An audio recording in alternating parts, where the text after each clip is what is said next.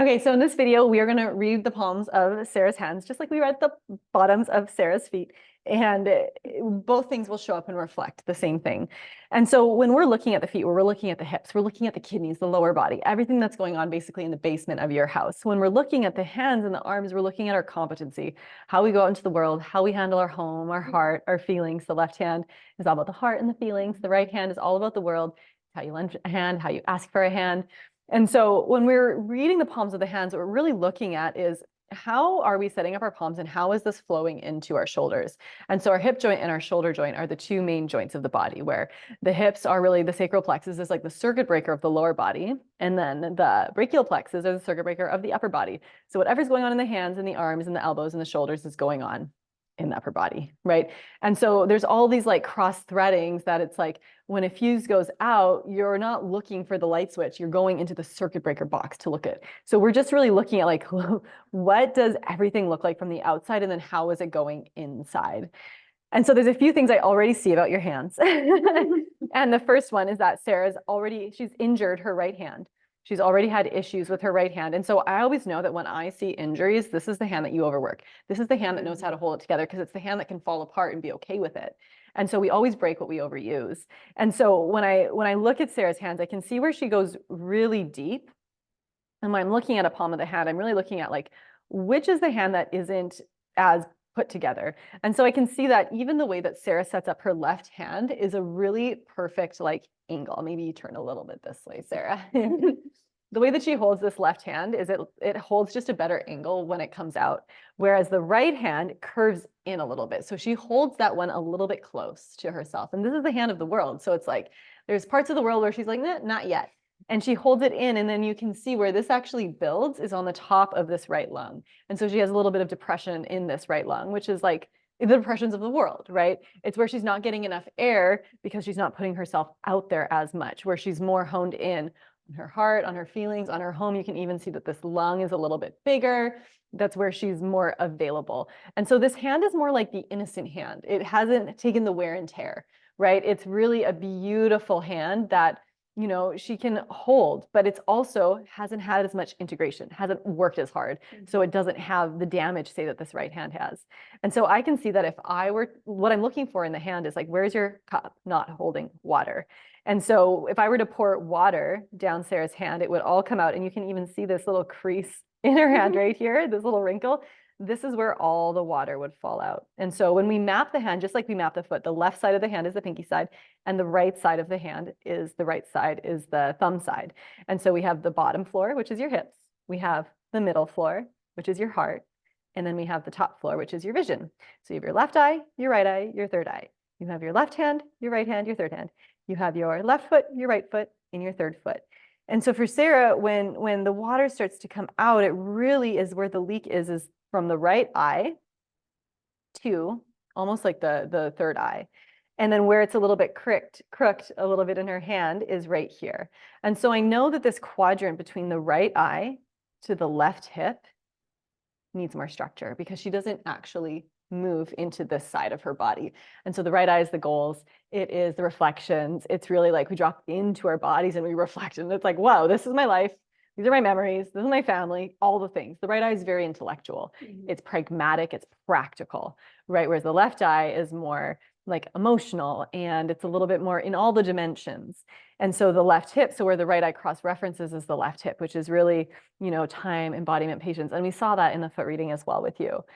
And so now that we know that we're really working with this quadrant, we can start to integrate the pole into it. So I'm actually going to get you to sit on this chair because it'll be much easier to do the pole work sitting. Okay, so you are going to grab the pole and you're going to hold it nice and wide.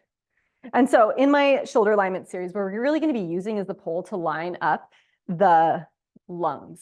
Because when we're using the hands, the elbows, the shoulders, the collarbone, the thoracic rib cage, what we're really doing is we're setting the conditions for the lungs. And in autumn, it's all about the lungs. It's about processing our grief and sadness and letting it go through the large intestine. So you're going to curl your hands forwards. And so when we're using the pole work, what we're really looking to do is to set up the geometry. So when she's in her center line, we have two triangles that are coming off of here. And each arm is setting up each lung. And so I just want you to lift the pole up just as you are yourself. Perfect. And so we can see, even when Sarah lifts the pole up, it's very subtle, but you can see how much closer she holds her right than her left. I'm gonna move out of the way so that you can see how much smaller this triangle is than this one. And we already saw that Sarah had a bigger left lung, that this hand really didn't have the conditioning and the muscle memory that the right hand did, and that she held this hand closer to herself. And so this is why, injuries happen, is because it's not as lined up as the other one. And so when we're really working with the alignment of the shoulders, we're working on pulling the shoulders down the back. We're working on using mirrors or friends to show us where we're off slightly. And then all this does is the moment I move her hands over a little bit, I'm giving her an experience of what it feels like to really be in the center rather than the center of her habits, where we're looking to be in the center of the archetypal posture. And so this is giving more space in her lungs, especially up here for air. It's changing how all of her muscles are positioned, because the moment we set up the framework, which is the bones of the body, it changes how everything is set up. And so now she has this beautiful triangle above herself. Now she can take a big inhale, and then exhale, bring the hands down onto the lap. And we're just going to go through a few rounds of that. Inhale, rise up. And she's going to pull more on her right to give her right more space. And then exhale down. Beautiful. And then sit onto your left butt a little bit more, because I know she doesn't go there. And then she's going to pull her right eye over to the right. Now inhale, rise the arms up. Bend the right elbow just slightly. Yeah, do you see how you dropped into that right arm? And then exhale, bring it down. Beautiful. A couple more like that. Inhale, rise up. And so with this just really first basic sequence, all we're looking to do is to feel what it feels like to line ourselves up, to not have the arm in a sense that doesn't want to trust the world, to start trusting again, to start going out there again, to know that, the same things aren't going to happen again as that happened before. Beautiful. One more time, bring it up.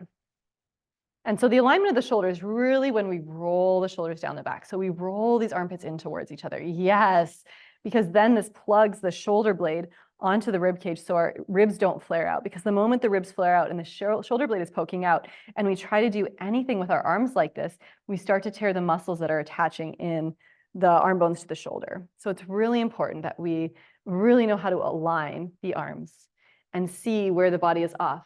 And so everything for Sarah is about integrating this right eye to this left hip. She likes to go over a little bit, keep this arm nice and close.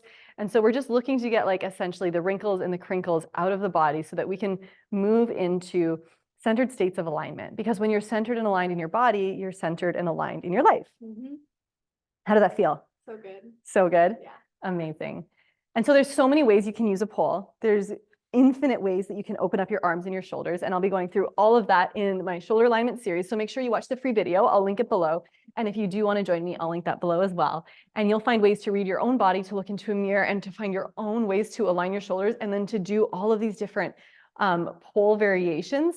And there's so many, I can't wait to teach them all to you so that you can open up all of these muscles that get stuck on the body and repattern the muscles so that you're not always using the strong muscles, so that that place that you overwork doesn't break. So I'm so excited to have you join me. Make sure you watch the free video below that's inside of my app because there's also a free exercise in there for you. Thank you, Sarah, for joining me, and I'll see